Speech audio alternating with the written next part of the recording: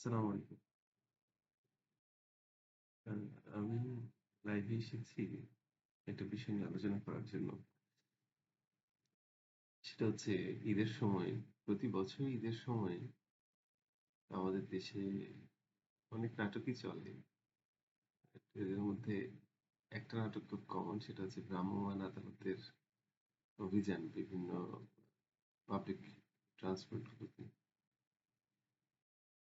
এটাকে আমি নাটক বলছি এই কারণে যে আমি একবার একটা প্রশ্ন করেছিলাম এই ঘটনার রুট কজটা বের করার জন্য।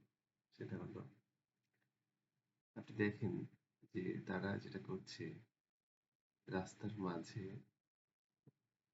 তারা গাড়ি থামিয়ে জিজ্ঞেস করছে জনগণের কাছে যে আপনারা কত টাকা দিছেন, বেশি টাকা নিচ্ছে কিনা। টোটাল সিস্টেমটা একটা বায়াস সিস্টেম। কেন বায়াসড বলছি সেটা হচ্ছে, নাম্বার ওয়ান হচ্ছে আপনি রাস্তার মাঝে গাড়ি থামান। রাস্তার মাঝে কেন থামানোর দরকার আছে? প্রত্যেকটা গাড়ি কয়টা পয়েন্ট থেকে গাড়ি ছাড়ে? ঢাকা শহরের কয়টা পয়েন্ট থেকে গাড়ি ছাড়ে? 15-20টা পয়েন্ট থেকে। বেশিরভাগ গাড়িতে 15-20টা পয়েন্ট থেকে হয়তো যাচ্ছে। ওই পয়েন্টে কেন আপনি বসছেন না? ওখানে কি মিস্টেক নেই? আচ্ছা, কেন বসছেন না? আমি যদি ধরে নিই যে ওখানে যদি বসেন, সেক্ষেত্রে হয়তো বাসওয়ালারা ওখানে স্ট্রাইক করবে, তারা গাড়ি ছাড়বে না। আচ্ছা, এই জন্য আপনি ওখানে বসতে পারছেন। কেন স্ট্রাইক করবে? কারণ হলো, তাদের পক্ষে ওই সেম ফাইন্যান্সে হয়তো তাদের কর্মচারী রাখা সম্ভব না, অথবা তারা একটা চাপে পড়বে, অথবা তারা বাস মালিক যারা আছে তারা ওই সময় যে মুনাফাটা অতিরিক্ত নিতে চায় তারা পারবে না, তারাও ওই লস দিয়ে গাড়ি চালাবে না তাদের ভাষ্য অনুযায়ী। এখন প্রশ্ন হচ্ছে, যদি তাদের পয়েন্ট অফ ভিউ থেকে একবার চিন্তা করি যে যারা শ্রমিক আছে তারা তাদের ঈদটা কেমন হবে? তাদের কি পরিবার আছে?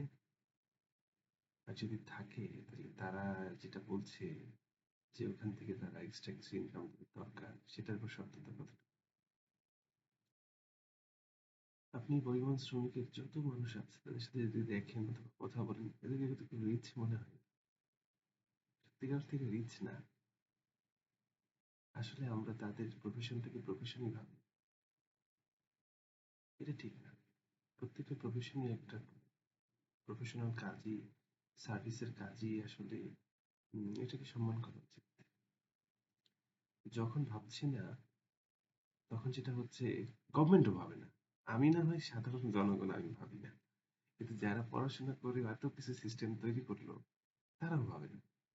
তো তারা না ভাবায় কেন ভাবছে না তারা? কারণ তাদের কাছে কোনো হিসাব নাই। দেখেন কিভাবে বুঝলাম আমি ভাবছে না? আমি বুঝতে পারছি এই জন্য যে তাদের কাছে কোনো ডেটা নাই। কোথায় কতজন লোক কাজ করছে? কারা, এই মালিকরা কি তাদেরকে তাদের সাথে কোনো চুক্তি আছে? তাদেরকে মান্থলি স্যালারি দিচ্ছে না দিচ্ছে না? তবে কত পার্সেন্টে দিচ্ছে? কি হিসাব নিকাশ? ওই লোকটা কিভাবে সংসার চালাচ্ছে? এগুলো কোনো ডেটা নাই তাদের কাছে। আমি জানি না, ডেটা থাকলেও তারা এটা মনিটরিং করে না, অ্যাপারেন্টলি যেটা মনে হয়। এখন এই ধরনের এতটা, ধরেন, দায়িত্ব অবহেলা, যে সরকারের এত দায়িত্ব অবহেলা, সেই সরকার রাস্তার মধ্যে গাড়ি থামায়া একটা স্ট্যাটিস্টিক্স এর 12টা বাজায়া, হ্যাঁ, কোনোভাবেই কোয়েশ্চেন করা যায় না জনগণের, সাধারণ মানুষের ওপেন স্পেসে, যে ভাই আপনাদের কাছে কি বেশি টাকা নিছে? হ্যাঁ, অর্ধেক বলবে হ্যাঁ ভাই বেশি নিছে। তো এগুলো আসলে, হ্যাঁ, দ্যাটস অল, ওই পয়েন্ট অফ ভিউ থেকে সাথে সাথে তারা ঝাঁপায় পড়ে। তো এটাই হলো পয়েন্ট, যে আসলে যেটা বলতে চাচ্ছিলাম যে শুধুমাত্র রিমিডিয়াল অ্যাকশনে কিন্তু আপনার প্রবলেম সলভ। প্রোফাইলেক্টিভ অ্যাকশন নিতে হবে, আপনার প্রিভেন্টিভ অ্যাকশন নিতে হবে। এগুলো নেওয়ার ফলেই আস্তে আস্তে হয়তো একটা সবকিছু চেঞ্জ হয়। শুধু শুধু মানুষকে হয়রানি করা। আর পরিবহন শ্রমিকদের প্রতি সরকারের অনেক দায়িত্ব আমার। এইভাবে হয় না। এটা ওরা ওদেরকে কেন কন্ট্রোল করা যাচ্ছে? কারণ হচ্ছে এরা গরিব এদের ধরেন এরা তো কাজ করে খায়, হ্যাঁ? দিন আনে দিন খায়। এবং সবচেয়ে বড় ব্যাপার তারা তাদের যেই দুর্দশা এটার জন্য তারা এখনো কিন্তু গভর্নমেন্টকে অ্যাকিউজ করে ওঠে নাই।